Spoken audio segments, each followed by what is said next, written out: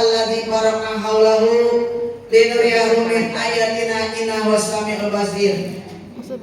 Wassalatu wassalamu ala sayyidina Muhammadin wa ala alihi wa sahbihi ajma'in, amma ba'du. Faqad qala Allah ta'ala bil Qur'anil Karim, a'udzu billahi minasyaitonir rajim. Bismillahirrahmanirrahim. Ya ayyuhalladzina amanu kutiba alaikumus syiyam kama kutiba alal ladzina min qablikum la'alakum tattaqun, hingga akhir ayat. Keluarga besar Bapak Haji Rubai, anak mantu dan cucunya yang telah mewakafkan tanahnya ini untuk mushola, untuk ibadah umat Islam di sini, insya Allah amal jariah ini mengalir sampai hari kiamat. Yang sama-sama kita hormati Ibu RT 011 dan Bapak RT beserta PKK-PKK-nya. Yang sama-sama kita hormati para asatidzah yang hadir pada hari ini, Ustazah Haja Ina, Ustazah Ani, Ustazah Hamidah, yang mengajar tiap hari Selasa ini, Ustazah Uria dan jemaahnya. Sesepuh kita yang mana alhamdulillah Ibu Khalidun dan juga Ibu Aji Nunung, semua yang hadir pada hari Ibu Rukanda yang sudah banyak, artinya banyak berkorban tidak ada seperti baik apa saja menurut kemampuan masing-masing. Jemaah dari kursus dakwah, jemaah dari Al-Kausar bersatu pada hari ini. Kita mengadakan tawakuf dan juga Isra Mi'raj dihadiri oleh Ibu RW 01 yang tidak pernah ketinggalan. Tadi baru nutup di Madinatul Akbar, Bu. Jadi berbarengan hari ini, tapi kita nggak makan waktu, jam kita nggak akan makan waktu banyak. Kita susun acara sebaik-baiknya supaya Johor kita bisa selesai. Tentunya puji syukur kita panjatkan kehadiran Ilahi Robbi. Selawat dan salam kita sampaikan juga kepada baginda yang mulia Nabi besar kita Muhammad SAW. Terima kasih kepada Ibu RT 011 dan jemaahnya dan kepada warganya.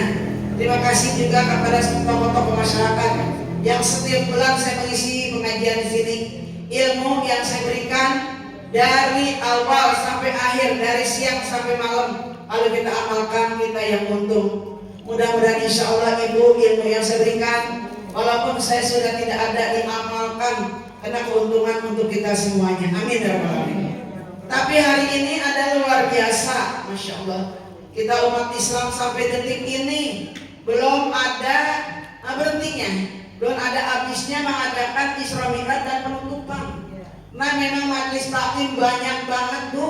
Saya di RW 14, RW 10, itu dari RW ke RW memang banyak majelis taklim. Mementingkan daripada ilmu-ilmu dan juga dasar-dasar beragama, apa arti daripada Isra Mi'raj ini. Nah banyak orang sekarang dipikirkan Isra Mi'raj secara logika yang tidak masuk akal. Karena memang kalau itu logika kita nggak masuk akal.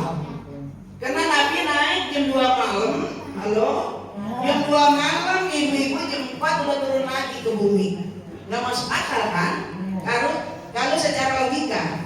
Tapi karena Allah punya urusan, ayatnya itu tadi dalilnya. Subhanalladzi asra bi abdihi lailan minal masjidil haram ilal masjidil aqsa. Lailan itu tengah malam, Bu. Jadi tengah malam Nabi diberangkatkan untuk apa? Allazi wa Muhammad.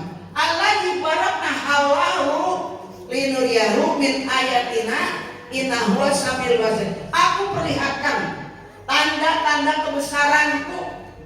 Di situ Nabi dengan secara singkat diperlihatkan surga, diperlihatkan neraka, diperlihatkan separuh sakit. Tidak berapa detik saja langsung dihilangkan lagi. Yang diperlihatkan untuk diperlihatkan itu ada Nabi kita Muhammad SAW. Nabi Adam enggak, sampai Nabi Isa enggak diperlihatkan, Bu.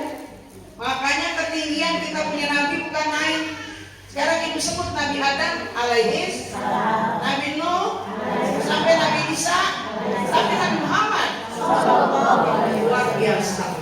Kita menjadi umatnya beruntung. Dituntun kita, disusun ibadah kita biar sempurna. Terutama sholat. Dulu juga umat-umat sebelumnya Nabi pada sholat. Cuman ada yang sholatnya subuh doang.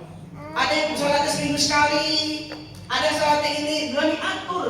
Agama yang pengen belum diatur, masih semaunya. Karena di Quran, turunnya Quran oleh Nabi kita Muhammad SAW, diterimanya oleh Nabi Nah jadi sholat 5 waktu setelah Nabi kita lahir dan naik ke 7 lapis langit. Puasa juga Nabi ngabuk, kamu kutiba alaikumusya, kamu kutiba ala lajina min qablikum la ala tatakun. Dulu juga umat-umat dulu pada puasa, cuma ada yang puasa hari ini doang. Ada yang puasa kayak Nabi Daud, kan puasa besok juga gitu kan. Belum tersusun. Nah, dengan adanya Nabi kita yang sangat mulia tersusun sholat ya Bu, dikuatkan di situ dengan rukun Islam kita yang 5, mengucap 5 syahadat bila masuk Islam. Yang kedua dia sembahyang 5 waktu. Yang ketiga puasa bulan Ramadan. Yang keempat beli zakat dan fitrah. Yang kelima pergi haji kalau nggak mampu nggak apa-apa. Nah jadi itu disusun ibu. Tapi seluruh ibadah ibu, seluruh ibadah manusia nanti periksa pertama adalah sholatnya. Kalau sholatnya udah rapi, yang lain tinggal ngikutin. Kita jangan merasa bangga udah umroh. Kita jangan merasa bangga udah haji. Yang dinilai tinggi kita dan mutakin orang yang bertakwa. Jadi Allah, orang yang dekat kepada Allah yang bertakwa Bu. Sholat 5 waktu dikerjakan, gak pernah perek walaupun bagaimana. Yaman, waktu udah, gak bisa diri, bisa duduk. Kemudian puasa bulan Ramadan dikerjakan, ngajinya rajin. Bu, orang kalau udah ngajinya rajin, tiap waktu ngaji gak pernah perek, itu udah disenengin banget sama Allah Bu. Itu Allah udah seneng banget. Kalau Allah udah senang sama kita ya Allah, pintu surga udah terbuka, irji'i ila rabbiki radiyallahu dia Bu. Yang disenengin banget itu. Makanya kita alhamdulillah agama kita ini disusun ini Bu yang serapi-rapinya. Setelah Nabi meninggal, banyak ulama-ulama yang berikan pelajaran kepada kita. Yasin, Majmu Syarif kita tinggal baca, ya nggak Bu? Nggak bisa nyusun. Itu kita berawi, kita tinggal baca. Ibu bisa nyusun? Nggak bisa. Apa tinggal baca? Terima kasih kepada ulama-ulama kita. Ulama-ulama kita yang udah nyusun, yang kita amalkan sekarang.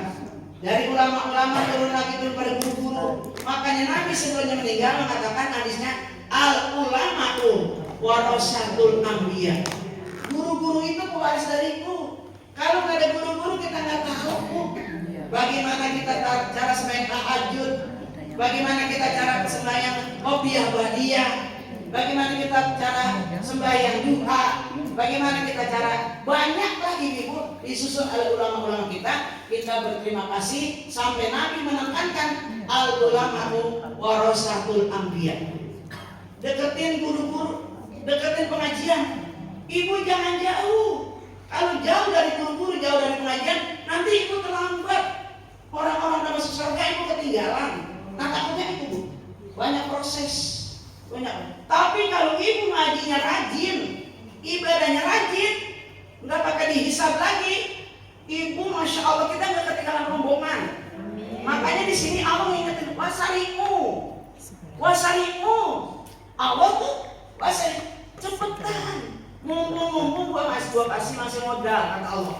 Mata kita masih ngeliat, kaki kita masih bisa jalan, kuping kita masih dengar, lidah kita masih bisa bicara. Masih bisa menerangkan. Itu ada ayatnya lagi wasariku.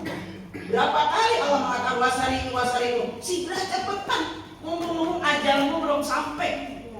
Ajal udah sampai Bu. Kita ajal udah sampai, udah gak sembahyang lagi, udah gak ngaji lagi, udah gak amal lagi, gak baca Yasin lagi, udah gak istighfar lagi.